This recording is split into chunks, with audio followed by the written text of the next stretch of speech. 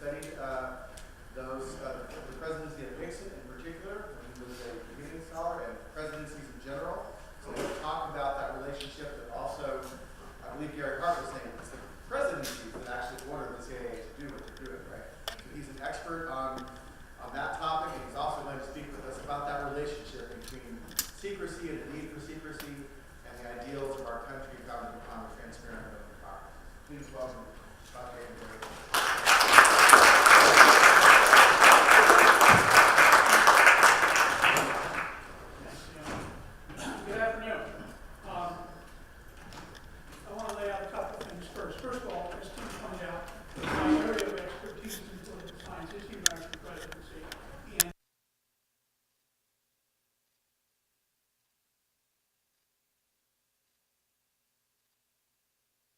Exclusively with foreign policy. I say this because I want to cover a lot of information fairly quickly so that we can have a discussion along the way. And that means I probably won't cite every single source of every single assertion, but I'll be glad to talk about it in the discussion period at the end.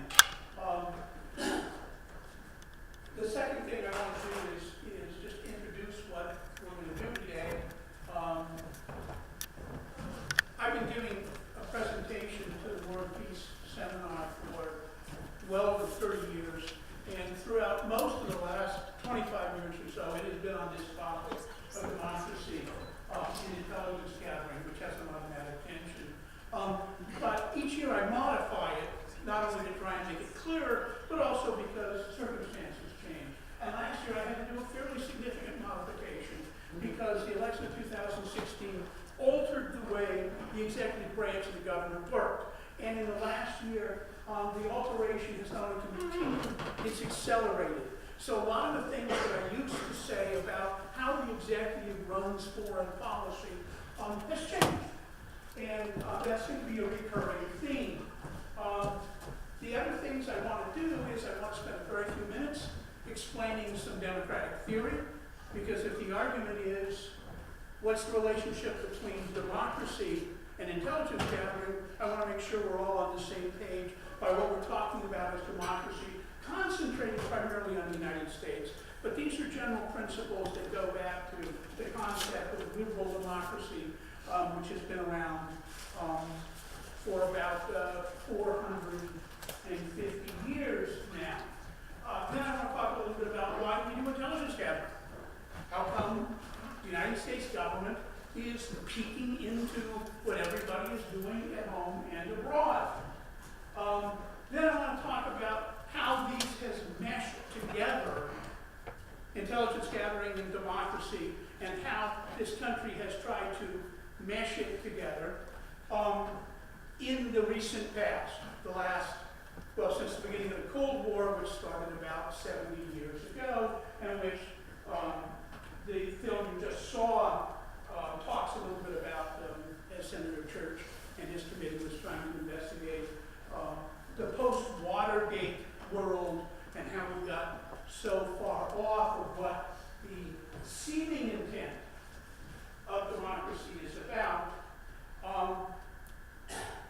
And I want to compare what we used to do to what we're doing now.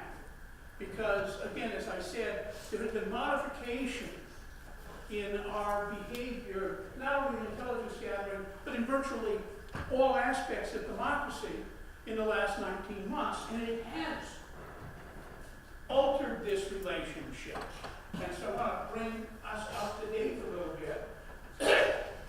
And then finally, I want to have some time for questions or comments from you about what I was talking about for purposes of clarity or for purposes of offering alternative views, etc., so that it will give you some time to push back or question. Okay, so with that as the basis, I want to do just a few minutes on what democratic theory says a democracy should be in a liberal democracy. Okay, now first of all, for those of you who were raised and looking out here with no insults to 2 or 3 faces, you probably remember when the word liberal was not a word that George H.W. Bush, the first Bush president, used to refer to it as the L word, because you couldn't say it in polite company. It was the L word, like the F word. You can't say liberal, you can't say fuck, right? Okay, well, the liberal democracy I'm talking about is not a naughty word, okay? It is the basis of the American constitutional system. Using this L word as classical liberalism in economics, for example, we would be talking about people like Ronald Reagan, and at least the first Bush. Trying to figure out the political theories of the second Bush is problematic because even though it looks like a Plato compared to the guy currently living in the White House, he didn't know very much, he didn't have very much interest, and he didn't have so when I talk about classical liberalism, I'm talking about the foundations of our political system. And one of the most important aspects of classical liberalism is the view of what the world used to look like. And there are two thinkers that sort of lay the foundations for that. One is Thomas Hobbes. Hobbes' most famous work is The Leviathan. And, for you people like me who are not biblical scholars, the Leviathan is the great fish of the Bible that swallowed Jonah, okay? He's talking about the power of the state. And this other person who took Hobbes, refined him, pushed him forward, that I want to mention briefly is John Locke, writing about 40 years after the Leviathan. So the Leviathan is 1649. John Locke's most important piece is the Second Treatise on Civil Government of 1688. What both of them talked about was how we got to government and what made government legitimate. And what they said was that before we had government, and even before we had society, human beings lived in the state of nature. And in the state of nature, we were free, we were equal, and we were absolutely terrified. Okay? And the reason we were absolutely terrified is because the state of nature was the state of war of every person against every other person. Okay? If Hobbes looked at this room, he might look at the woman in the back who's filming. She's the only person who is safe. Right? On this side you can't see her, but she's in the corner. Nobody can get behind her, smack her on the head, and steal all her stuff. Because in the state of nature, that's what life is like. Or as Hobbes pointed out, it was the state of war of every man against every man, and it was nasty, brutish, and short. But because we are rational, we determined that maybe we ought to get away from nature. And so we came together voluntarily to create society. And in this, we created the social contract. And the social contract is an idea based on freedom and information. In the social contract, we give up certain rights. We're totally free. We can kill our neighbors. Okay? In the state of nature. In the social contract, we got to quit killing our neighbors. We actually have a state to do that for us. Okay? So we give up our ability and certain freedoms, and in exchange, the state takes care of us and keeps us safe. Okay? Now, over the course of time, civil society created by the social contract creates government. And because liberalism is a dynamic thought process, it alters some as the world alters. And so liberalism eventually moves towards the idea of a society based on a few important principles. First, personal freedom. We all should have the maximum amount of personal freedom consistent with the contract. Right? So I have the personal freedom to say a lot of things, to do a lot of things. I don't have the personal freedom to smack you in the face. Okay? You know, the old adage that the right for me to swing my arm stops way before it gets next to your nose. Okay? Second, constitutionalism. Constitutionalism says that in a government, you have certain major rules that you change only under some extreme circumstances, not with whim. Okay? You know, every time we get afraid, and we are afraid a lot in this country, we go off half-cocked and start doing all kinds of horrible things. Right? One of the horrible things we do is we start picking on people that look different than us and beating them up because we think they might be dangerous. As we did after 2001 with the bombings in New York City, as we did in the late 1970s with the capturing of American embassy workers in Tehran. I remember living here when an Ecuadorian guy who was very well known in the community got beaten up by people that thought he was an Arab, and they thought that Iran was full of Arabs. A, he was a South American. B, Iran does not have an Arab population of any significant amount. Okay? But constitutionalism says, look, every time we get scared, we can't pass a law to go beat people up. Right? We have overarching rules. And third, society exists for the benefit of the people who are the rulers, popular sovereignty. Okay?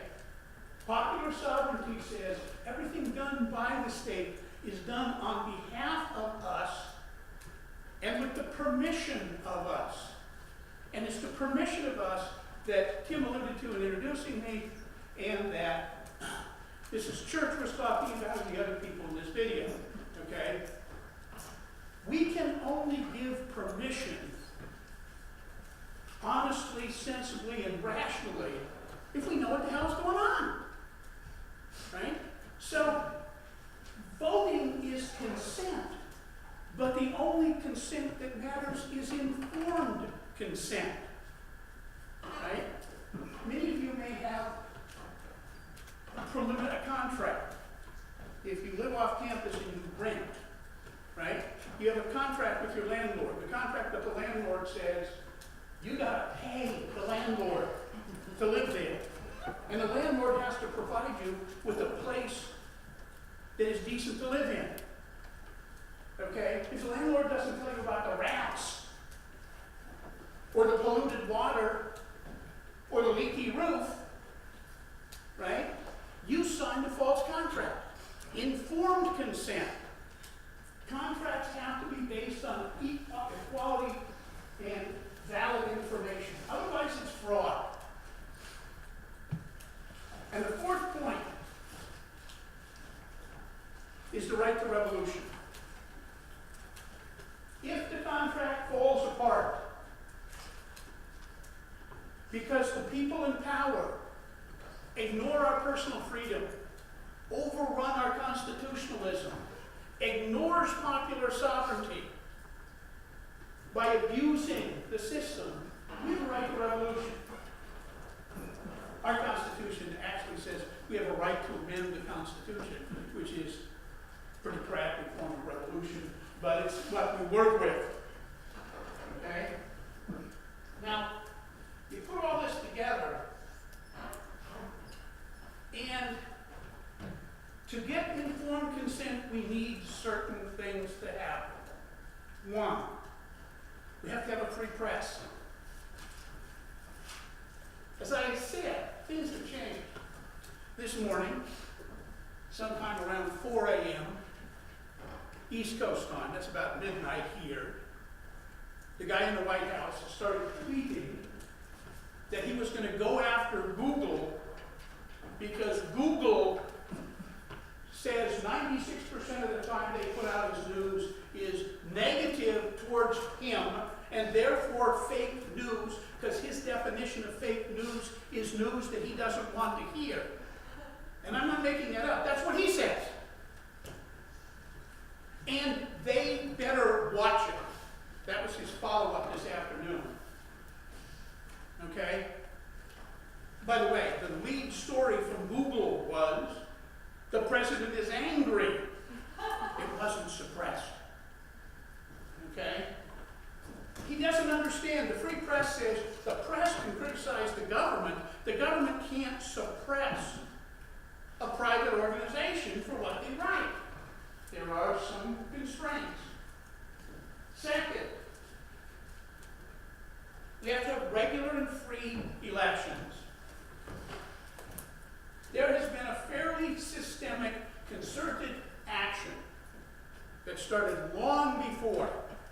Trump administration to restrict voting.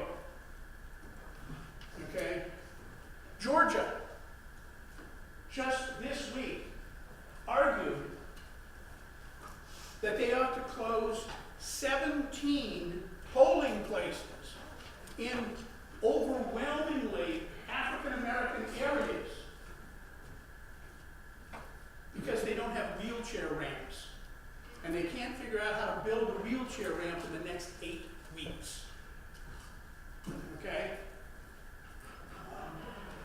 Government-sponsored required photo ID is now required in several states to allow people to vote. This suppressed, for example, in Indiana, somewhere in the neighborhood of 98,000 African Americans were denied the right to vote. Okay? The history of suppressing the vote for the Latina community, and especially in places like California, goes much deeper and has been there for a very long time. So to have democracy, you have to have free and open elections. They have always been under attack, and there's always been a fight back. A few years ago, the Supreme Court gutted the Voting Rights Act of 1965, which vastly expanded the protection for everybody to vote. And with that, gutting it, various tactics have arisen to narrow voting. This is not something that this administration started, though they do about it. And finally, you have to have minority rights for democracy to work. And when I talk about minority rights, I'm not just talking about the rights of people of color or other oppressed groups and the majority, women. I'm talking about each party has to allow the other party full participation. Because if a party gains control of the levers of government and then says, the rest of you don't need it because I got elected, how are you going to have the free and fair elections? How are you going to have the free flow of information? So you can't suppress those you disagree with, and you can't deny them access to the levers of the political process, or you don't have liberal democracy. Okay, that's not even a thumbnail sketch, but that's a beginning. We will talk about more of this as we go, particularly as it applies to the importance of the free flow of information. Okay, now, why do we have intelligence gathering? Why does the state spy on us? Because that's what intelligence gathering means, right? The CIA, Central Intelligence Agency, is a spy organization, okay? The FBI is a spy organization, okay? There are two types of spying by the state, right? There's domestic spying. That's the FBI's job. Okay? The Constitution says to promote domestic tranquility. In other words, the government watches us to make sure we're not doing anything that will disrupt the tranquility of the state. Okay? That's part of the social contract. Where it gets a little iffy is, especially when you start losing informed consent. Okay? It's one thing for the policing power of the state to do certain things to us to promote domestic tranquility, but when it's done in secret, it will lead to abuse. I didn't say it might lead to abuse, it will lead to abuse. There's direct conflict between domestic intelligence gathering and both personal freedom and constitutionalism. Okay? The video talked primarily about the CIA, but there are all kinds of other agencies that have a long history of violating personal freedom and constitutional principles in the name of domestic tranquility and domestic intelligence gathering. But the bigger one is foreign intelligence gathering. Why do we watch what the rest of the world is doing? Well, every nation, or virtually every nation, has a foreign policy. And the basis of foreign policy dates into antiquity. If you read Plato, he talks about certain principles of foreign policy. If you read Catalonia, who was an Indian political philosopher about the same time as Plato, he writes about why you have a foreign policy, and if you put them on top of each other, they're talking about the same damn thing, and they didn't know each other. Okay? 3 reasons for foreign policy. Economic reasons, right? Trade. Foreign policy started with a group of people in a social contract, if you use the Hobbesian Lockean view. Had a small area, they reached a certain level of economic security, they had leftovers, they didn't know what to do with the leftovers, they ran into another group of people not too far away, and they started trading. That's foreign policy. Okay? This place where we are living now, before the Europeans arrived, there were foreign policy between the tribal groups. It might be fish for acorns, right? On the coast, you had fish. Here, you had the acorn groves, which was the basis of their diet. Trade. Second reason, security. Okay? Let's go back to Hobbes and Locke and the state of nature. Nasty, brutish, and short, because it's the war of every man against every man. Okay? The world is in the state of nature. Okay, we have alliances, we have treaties, we have international organizations, and we have nations that are constantly trying to figure out how to get around it. Okay? The UN is a great idea, and they have the blue hats who try and enforce certain things with some modest amount of success. But the blue hats, those are people from various armies who work together to stop violence in various parts of the world. They're sent out by their own nation, and then when their own nation says, this isn't working for me anymore, they're going to pull back. So foreign policy is always the war. Has to consider that it's a war of every nation against every other nation. The United States has plans to invade virtually every country in the world. Many years ago, I was at the National Parliament in Canada, and somebody said, why the hell did you pick Ottawa to be the national capital? And he said, there are 2 reasons why Ottawa was chosen back in the 1860s. One, it was halfway between the 2 biggest cities, English-speaking Toronto, French-speaking Montreal, and 2, it's as far as they could get from the United States and have anybody go there. Okay? They've always been terrified of us. Why? Well, because we've invaded them several times. Clear back in the colonial era. The third reason for foreign policy is ideas. This is, I would suggest, far and away the least important. Okay? But it's the one that's played out a lot. Right? The idea of the one true God. Right? Which allowed Christians to occupy huge swaths of Asia, Africa, and Latin America. The one true God that allowed Islam to move from a small movement in the 7th century of the current era in what is now Saudi Arabia, all the way to the Pyrenees in Europe, all the way to the Philippines and to Indonesia, right? Foreign policy, the one true God. Or the secular one true God of the West. International capitalism. We are selling freedom through the free market. We're doing this for everybody. Okay? So these 3 things have always been intertwined. Another point about foreign policy, it is always done by elites. Okay? We don't start wars. We fight them, maybe, but we don't start them. Wars are started by the leaders.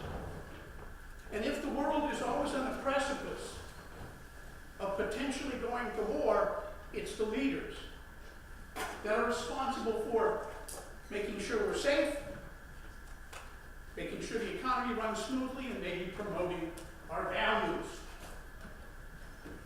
But if we're talking about elites, there are two principles of political science that I think are laws. And by laws, I mean I can't find an exception. Okay? One of them is the iron law of oligarchy. Okay? Oligarchy means ruled by the few.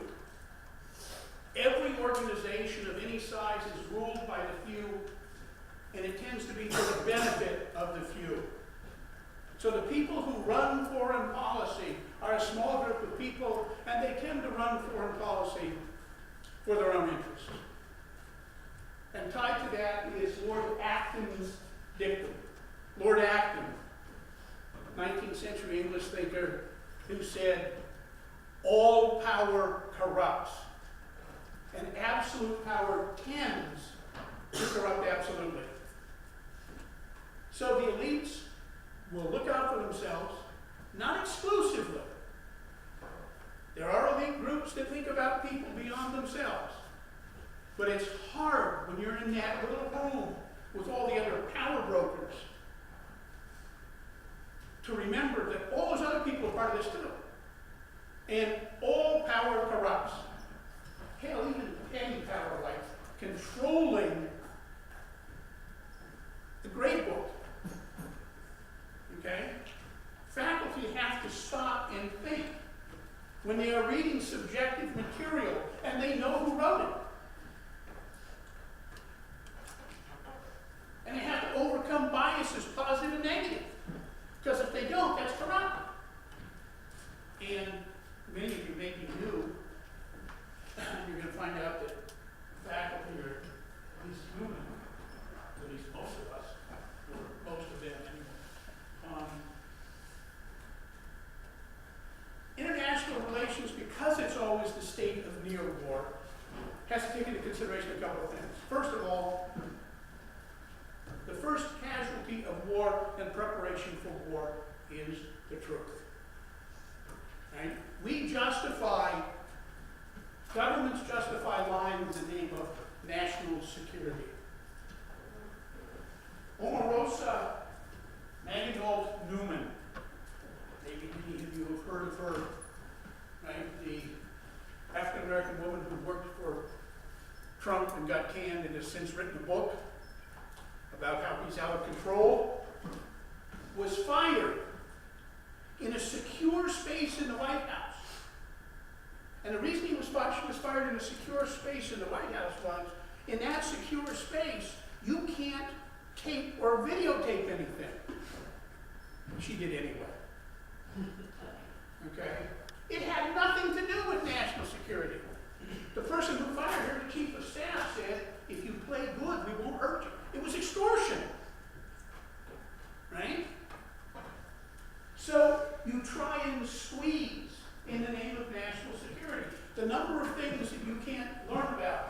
You know, the old saying that I'd tell you, but then I'd have to kill you, is not a joke in all situations.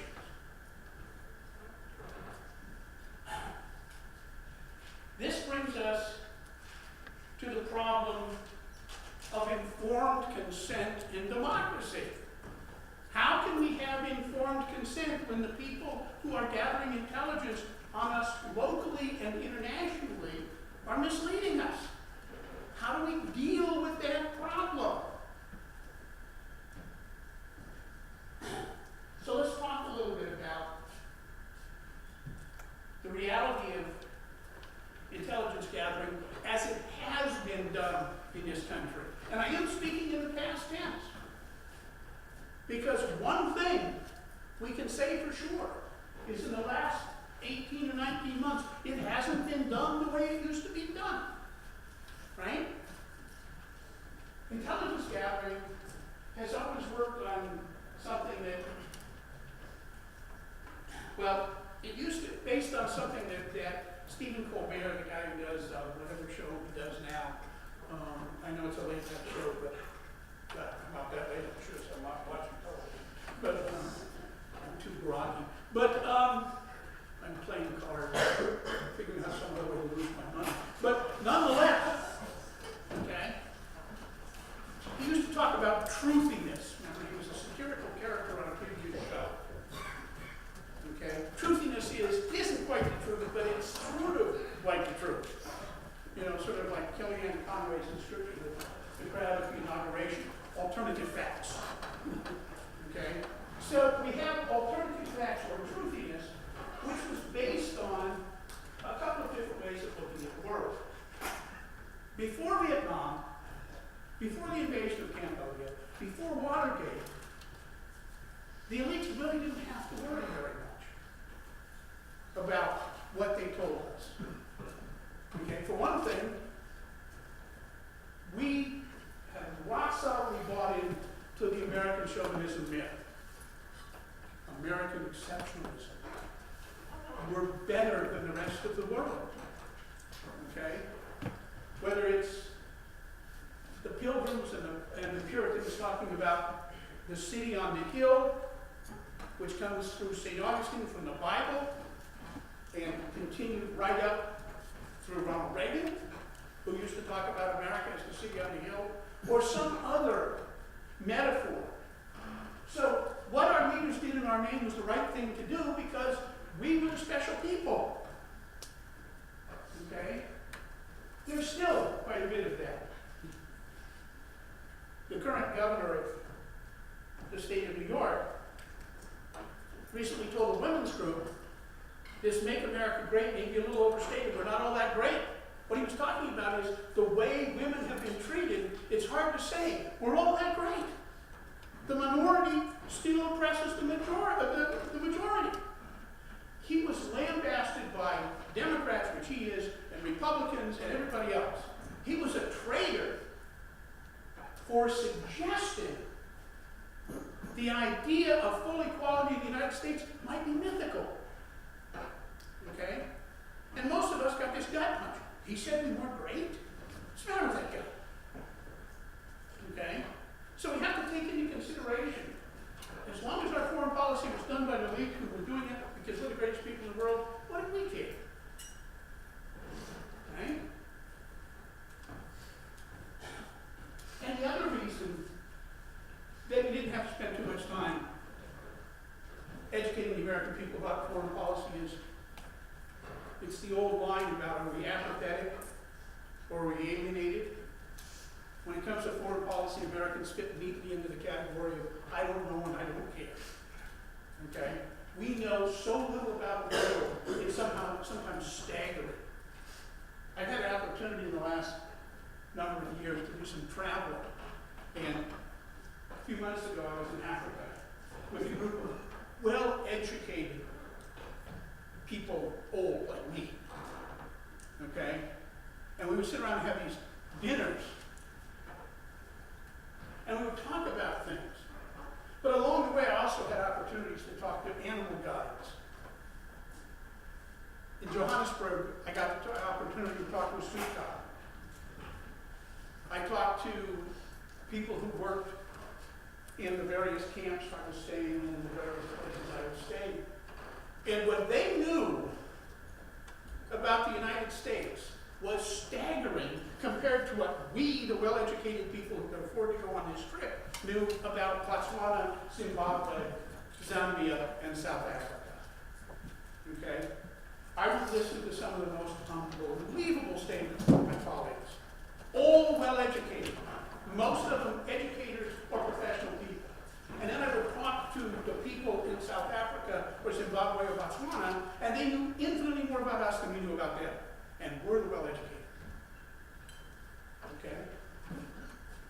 A few years earlier, I was on a train from Rabat to Marrakesh in Morocco. There was a young woman on the train. She was an Arabized Berber. Okay?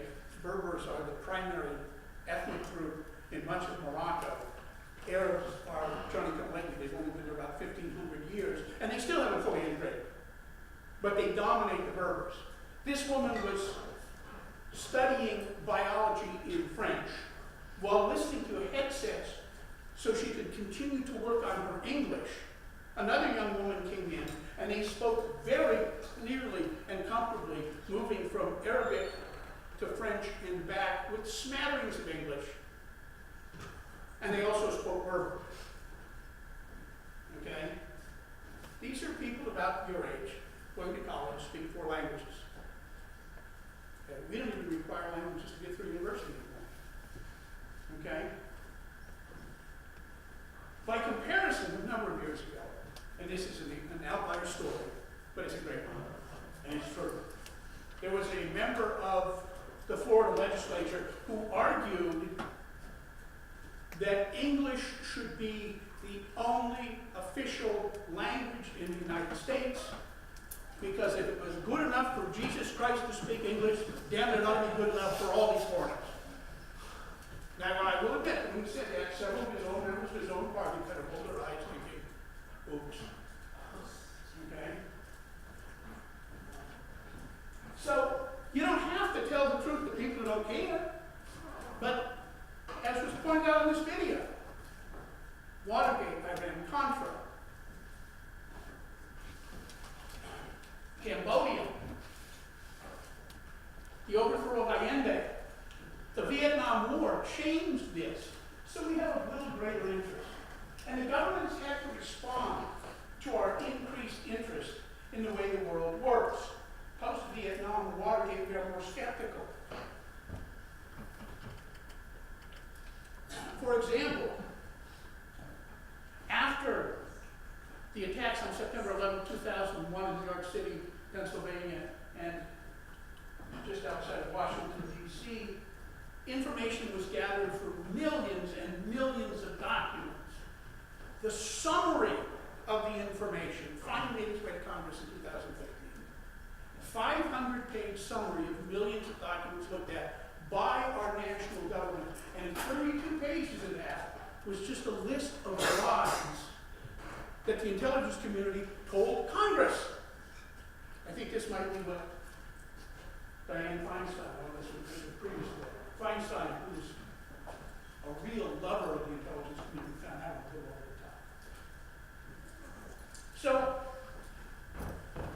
what is truth then in foreign policy? And there's a couple of different ways of looking at it. Under the old Soviet system that collapsed about 30 years ago, something ambassador in the United States said, truth is anything that helps the party and the people move ahead. Okay? So, on the other hand,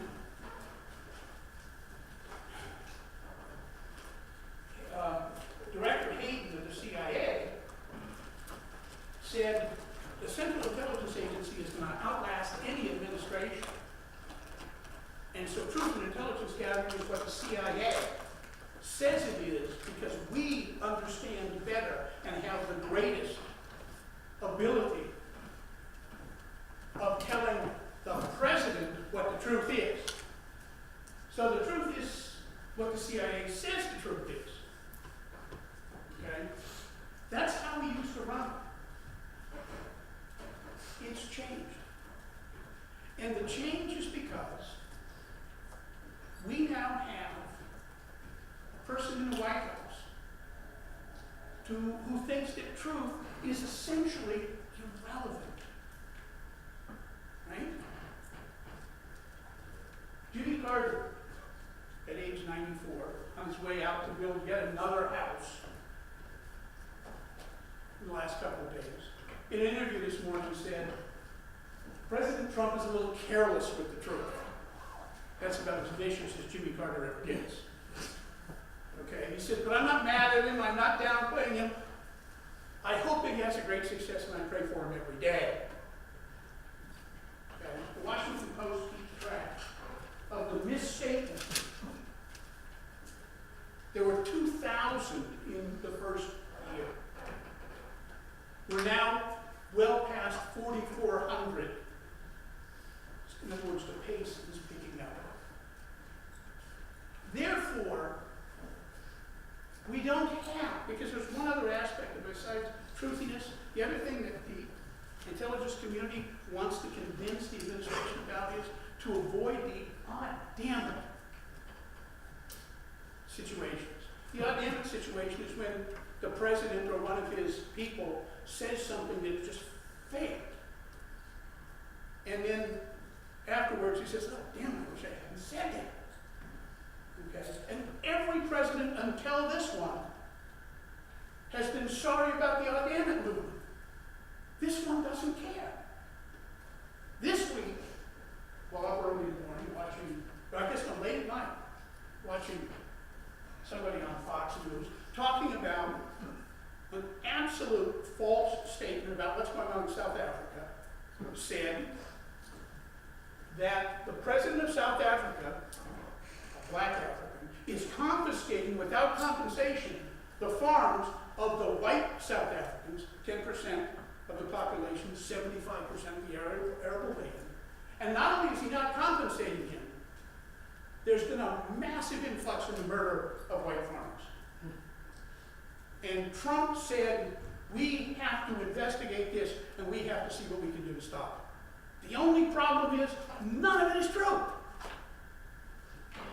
The president of South Africa has introduced a constitutional amendment to try and make it easier to get the white people's land.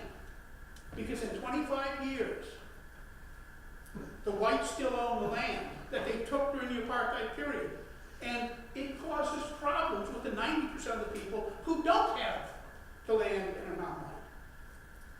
Okay? But it's a constitutional amendment being argued in the parliament. It is not a law, it's not happening. And the number of white farmers dying in South Africa every year is going down and is below the national average number of people who were killed. That's an oh damn it moment, right?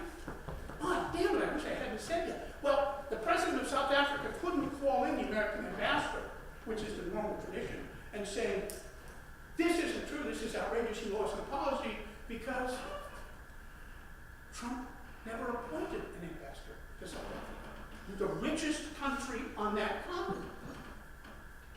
Also, when he said this was happening, it was the first tweet where he had ever used the word Africa. He did call African countries shitholes, but that wasn't on tweets. Okay? So when I talk about how do we respond, when we have the desire for informed consent in a democracy, normally what both sides, Republicans and Democrats, have done is to shade the truth in the name of security and in the name of the election. But they've always been concerned because when they do say something wrong and they get gigged by a foreign ambassador, it's embarrassing. It's not embarrassing. Okay? We don't have. And a year ago, in this very class, in this very group, I was cogitating, why is it that this president seems to be so unconcerned about telling the truth? And there have been all kinds of books written. 28 different psychotherapists got together and said, we think he's a loony. Okay? I didn't find it overwhelmingly compelling. Others have said, he's always worked that way. Others have said, he's sly like a fox. I don't know why we have someone who was told over 4,000 misstatements in less than 2 years. By comparison, we're going to put that in some kind of context. In 8 years, George W. Bush, was cited by these same people for about 200 in 8 years. Obama, under 100, 85, 90. So did Obama lie to us? Absolutely. Maybe 95 times in 8 years. Not 4,000 in 20 months. So when we try and say, how does this work in the here and now? I don't know. It's a different world. Okay?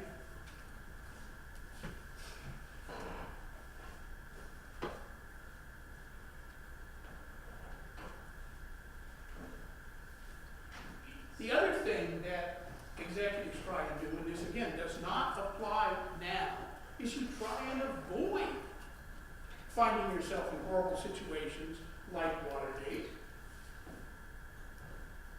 So you try and do some kind of cover-up.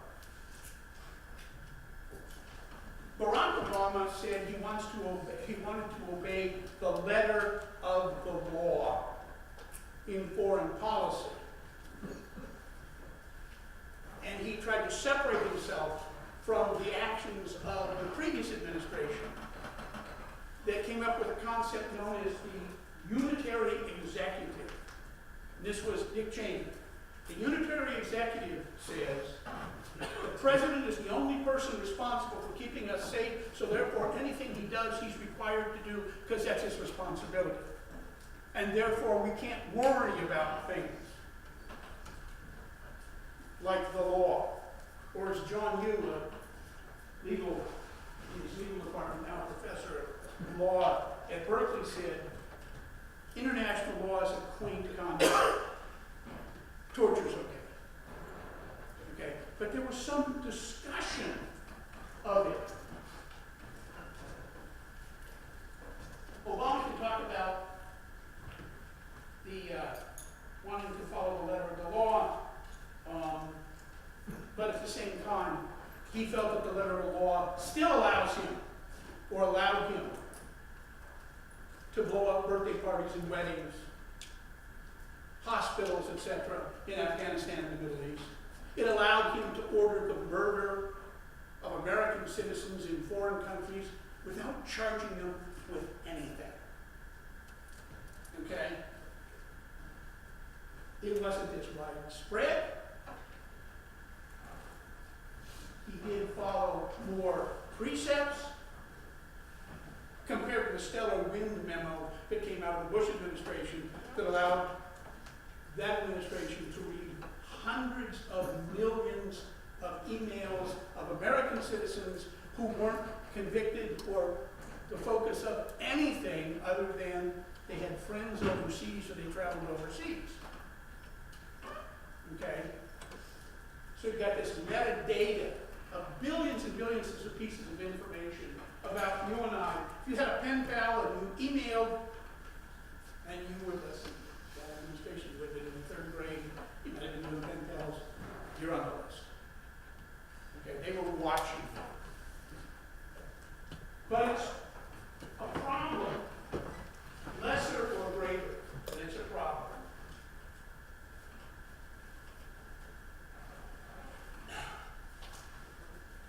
A couple of final points.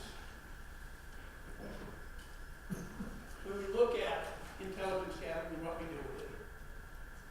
Remember a couple of things. The FBI and the CIA,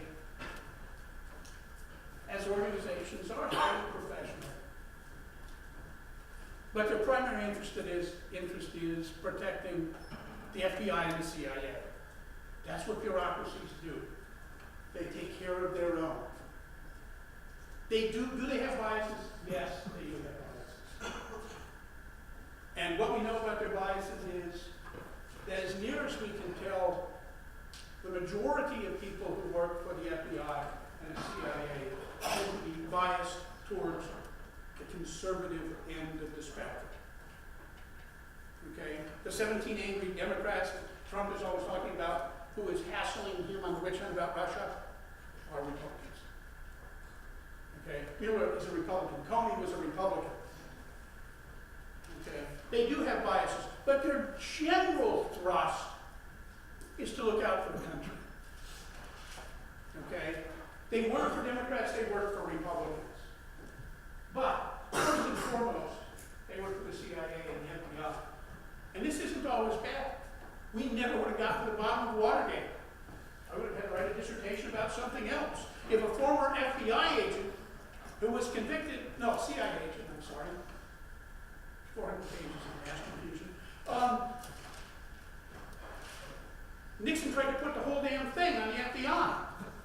And this guy said that's not going to happen. So we went to the judge saying, we're all pleading guilty, but you don't know half the story. And the judge said, oh yeah? And then it all came out. God, it was a fun summer watching that stuff on television. Far funnier than anything you could make up.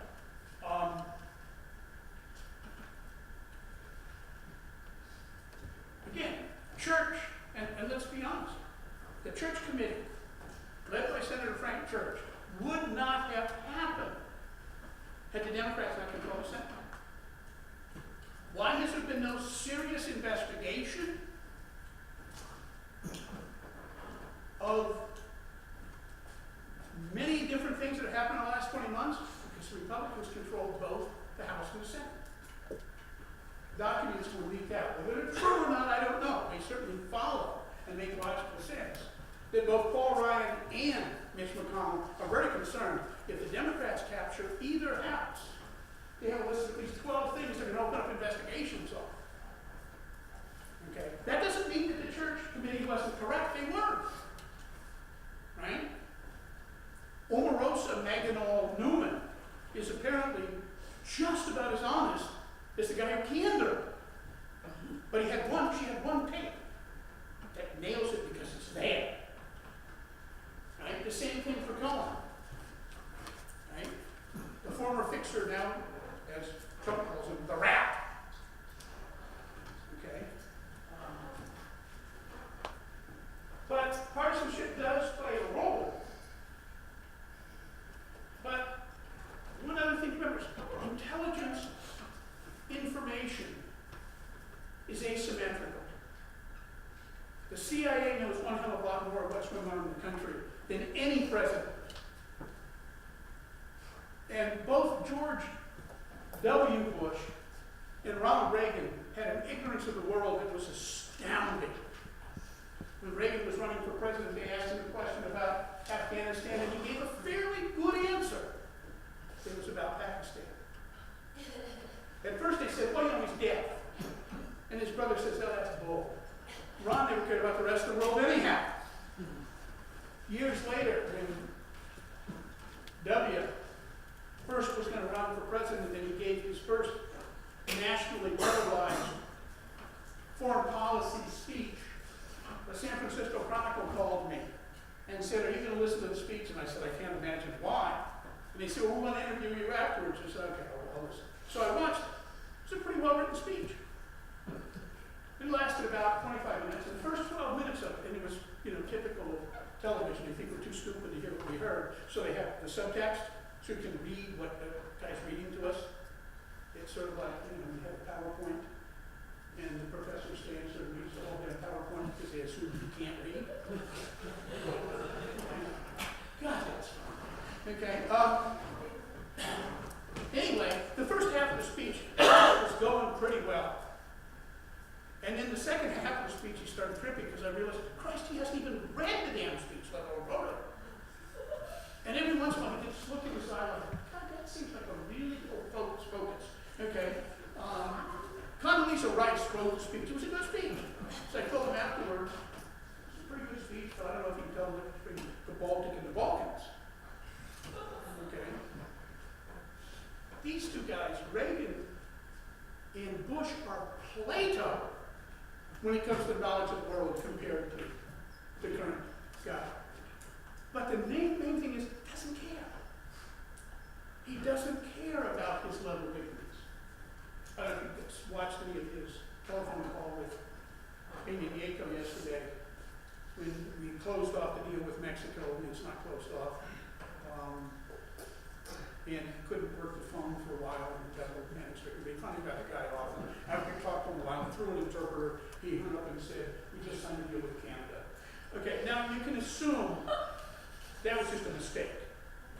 I think he knows, because he really hates Trudeau, and he knows that Trudeau is Mexican, and he's someplace in the neighborhood.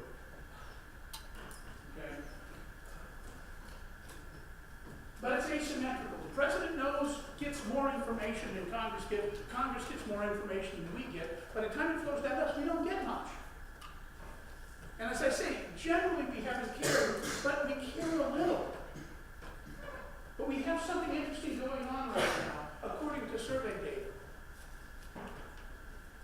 And that is that a huge portion of the supporters of the current administration, when asked, does it bother you that he's accused of lying? A huge portion of them say, we know he's lying, we don't care. Okay? Now, Mitch McConnell doesn't care. Paul Ryan doesn't care. Right? Right now, the Republican Party, because they're concerned about keeping control of Congress, are not calling the president on much. I don't want to lump the entire Republican Party together because there are a few people not running for re-election in very safe districts who do criticize him. Okay? The Republican Party has subgroups, like the Democratic Party has subgroups. The difference is that Republicans can usually get their shit together well enough to work together sometimes. For Democrats, that's really hopeless. As Will Rogers, an old comic from the 1930s, said, I belong to no organized party, I'm a Democrat. Okay? You watch the Democrats, you say, yep. Okay? But there's one group of Republicans, right? And that's the entire membership of Congress, tax cuts for the rich. Because every one of them voted for tax cuts for the rich. There's another group of Republicans, the McCain-Graham group, okay, who think the most important thing is the military. Okay, no disrespect to Senator McCain, but that's the group, you know, that, as every little boy knows, if you give somebody, you give them a hammer, everything needs pounded. Okay, there isn't a solution to a problem the military cannot solve. And that's their driving force. And then there's a third major subgroup that says, we don't care about things like honesty in foreign policy because it seems right. Control is back where it belongs. Right? People like us. And this is, as a group, these are overwhelmingly older white people. Okay? Frequently with less than college education. So there's a variety of different reasons why some people don't care. Those people that every kid needs a hammer, power, they want to know what's going on. Because even though they think the military is the solution to nearly everything, McCain often argued, but you don't want to fight wars you don't need to. He just thought he needed to more often than a lot of other people did. But he didn't want to fight senseless wars. So you have to know. So this is the situation. So all of this concern about how does it work may not matter now. Okay, only because we don't seem, we've got this huge group of people. And look, it's easy to talk about the Republicans because they're the people following the guy down the path. Right? Think about what the Democrats are furious about the last couple of weeks. Here's a guy who was dating another woman before he divorced his first wife, married her, got tired of her, started dating yet another woman before he divorced his second wife, who says he can grab women by the genitals and has to use a lot of breast spray because he doesn't know when he's just going to have to kind of spontaneously kiss women. Who, when he ran beauty contests, said, what I really like about it is I can go into the dressing room and walk around where they're naked. I own it. And the Democrats are upset because he might have lied about sleeping with a porn star or a former playmate. That's our concerns. Doesn't this go back to, if we are interested in informed consent, it's not a very deep level of concern.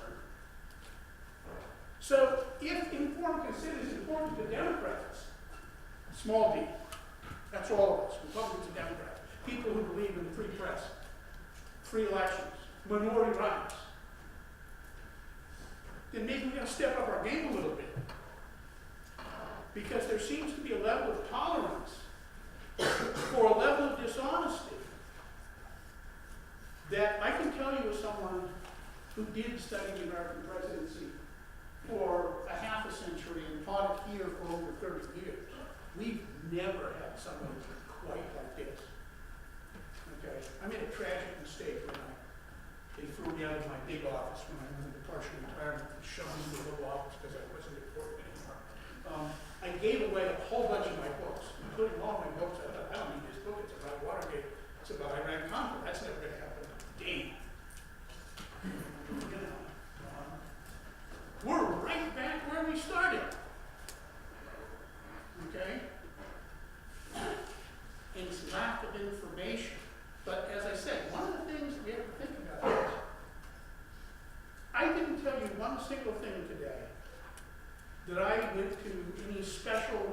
website for old, fat-headed, retired political scientists, right?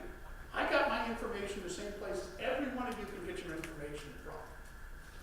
Your cell phone. Okay, that's how hard it is to find out what's going on. But if we call it fake news, i.e. fake news is what Trump doesn't like, it's fake news. Not because it's not true, but because it doesn't fit his pattern. And we accept that. We don't push back. So that's the situation of how democracy, how intelligence gathering, how informed consent, brief overview of how it used to work, a suggestion that it doesn't work that way anymore. And I'm not going to go into the details of why it doesn't, because I don't know why it doesn't. Okay? It's happening. This is real time. It is potentially dangerous to democracy to accept the notion that you know the people in charge are lying to you and who don't care. Okay. You can do that, but it's not a democratic thing to do. Okay, we got about 15 minutes. Any questions or concerns or observations? Now, there's no way in hell you can tell me that was so clear. I just told you over and over again, I have no idea what the hell is going on. Yeah. Earlier tonight you said that the inevitability of the intelligence gathering leading to abuse. You said not might lead to abuse, but will.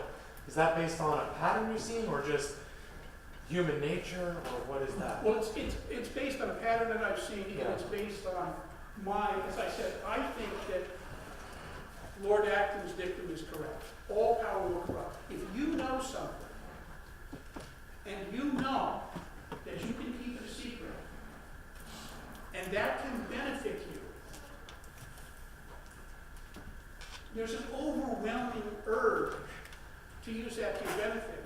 And when you work in a structure like the Central Intelligence Agency, the FBI, the Department of Defense, the local police department, or any other organization that has policing power, where you have an institutional belief that we are the blue line against terrorism, the blue line against chaos, etc., you're going to harbor information and use it. That will lead to abuse. The abuse, I do not want to suggest that every single example leads to exactly the same outcome. There's minimal abuse and great abuse, but there's always some abuse. That's my argument. And what I do whenever I say that it's a law is you can blow up any law in the social world by giving me a counterexample. And I just can't find any on the abuse of power. Jimmy Carter said in his speech today that he never lied. Jimmy is one of the greatest former presidents ever. And he just lied. Any other? Yes? What do you trace the timing of the division that exists between support of the administration and criticism back to, for instance, what do you think caused such a great division in our country? The current division? Yes. The current division has been evolving over a long time. I think one thing that exacerbated and the single greatest divide, whether you like it or not, is race. Okay. One of the things that really exacerbated it was Barack Obama. Not by what he did, but by who he was. You talk to people, and you ask them, okay, what did he do wrong? Well, it just wasn't right. So part of it is race. Part of it is that after we've had 35 years of absolutely flat earnings by the middle class, which is fading, and we had a horrible crash in 2007 and 8, and Obama's measures to try and fix it got us back to where we were, and that wasn't satisfactory.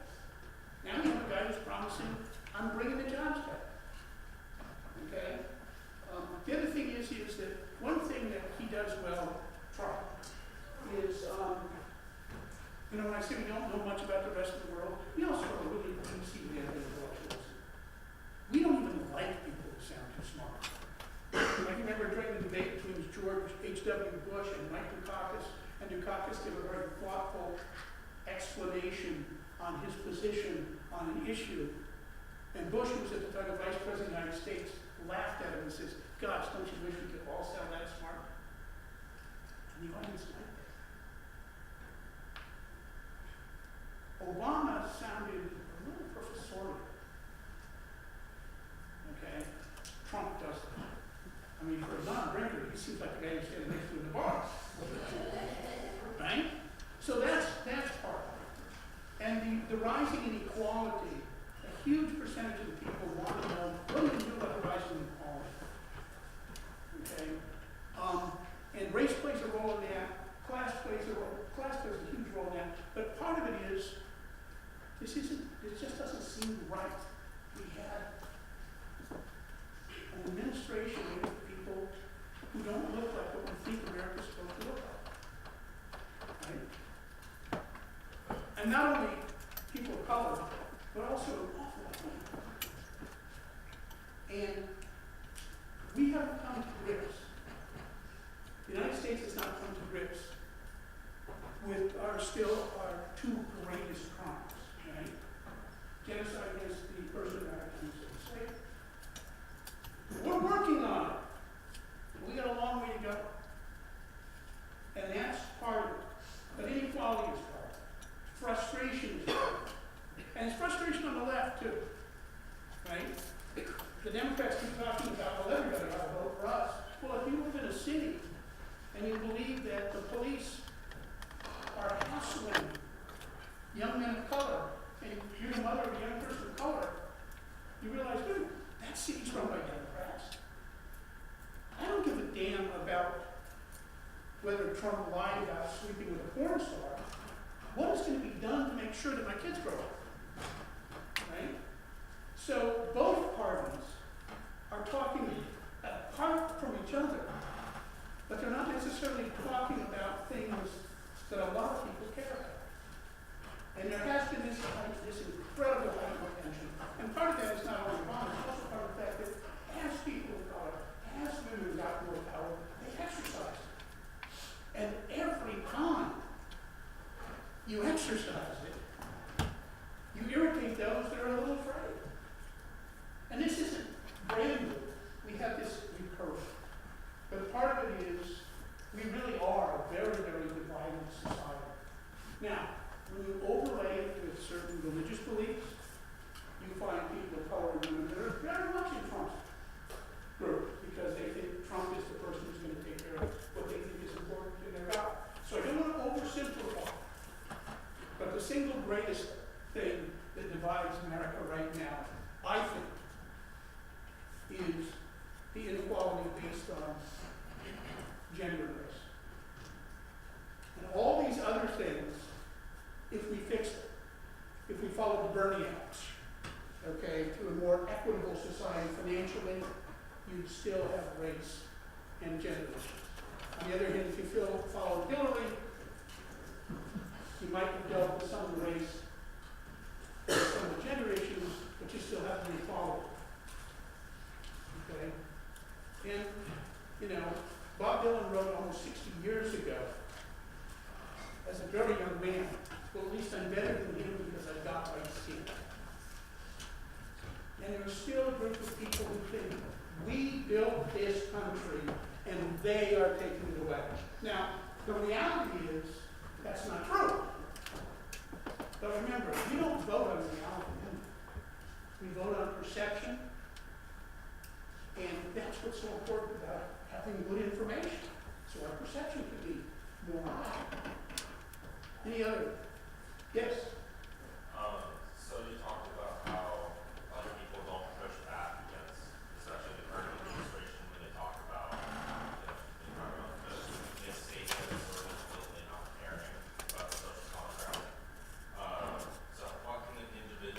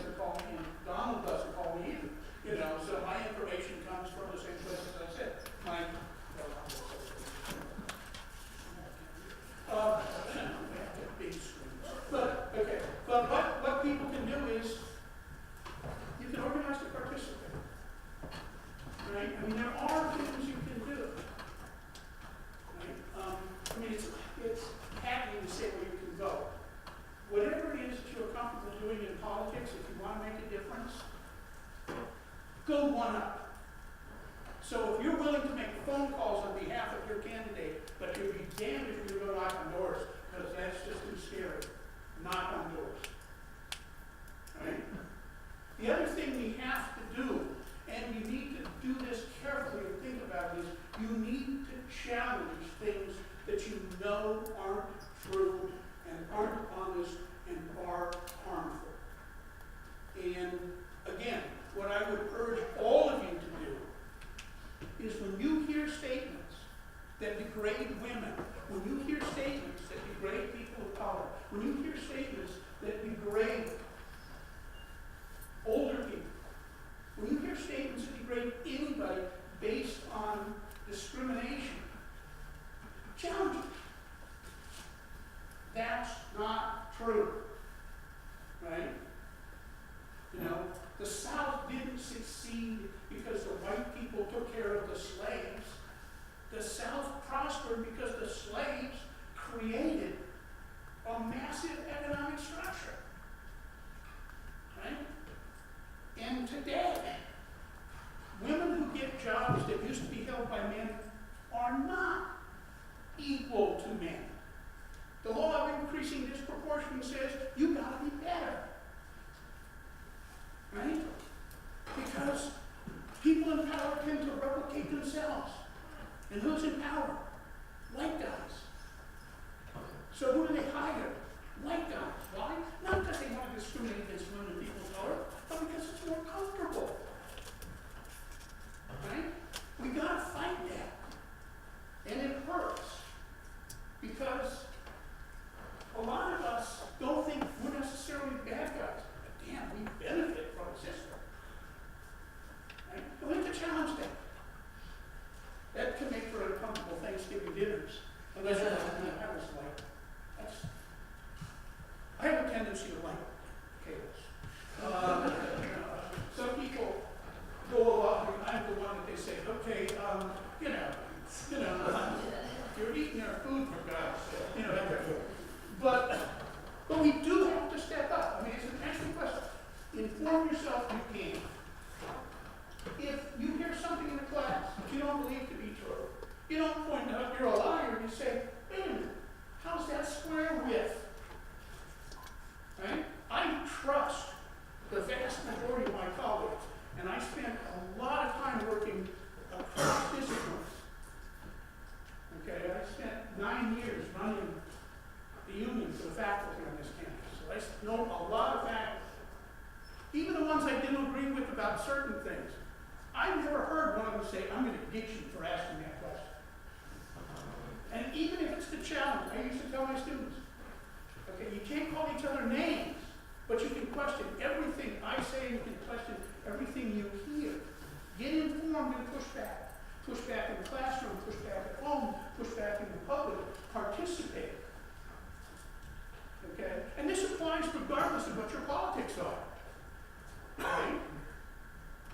I think if you get informed and you keep a relatively open mind, you're going to realize, I heard today that Bill Kristol, who is a reactionary, and one of the people I distrust most in America, is now portraying himself as a centrist, but he is getting together with a Democrat, a reactionary who wants to go back to the good old days, a right-wing Republican, and a Democrat, to try and build some way so that people who don't like each other's politics can get rid of the personal hostility that you are asking about. Right? And could we get back to a time when you argue about the policy and it doesn't get down to fake news, racist, racist. Right?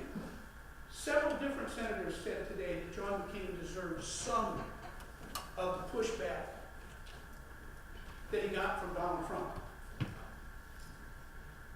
Who, even if you saw his second thing, said, I learned his service was still pretty lukewarm. Because they said he was mean to Trump. Okay? We have never had a president who strikes out with such personal attacks. I actually thought that he was probably doomed in the first debate, when somebody said, you call women pigs, and he said, only Rosie O'Donnell. And I thought, well, right there, it's got to be Dan. It doesn't matter whether you like Rosie O'Donnell. You can't elect somebody named President of the United States who thinks it's perfectly okay to make fun of a woman and calling her a pig. Especially when we know that the woman is larger than the acceptable models that he chases. Okay? And has relations with women. Right? We can't accept it. But the fact that he does it, you have to push back somewhat gently. Right? I mean, in your class, you can push back really hard on a professor. Can't give you permission. I'm not a professor anymore. No, but you have to be reasonable to each other. But being reasonable doesn't mean being solid. And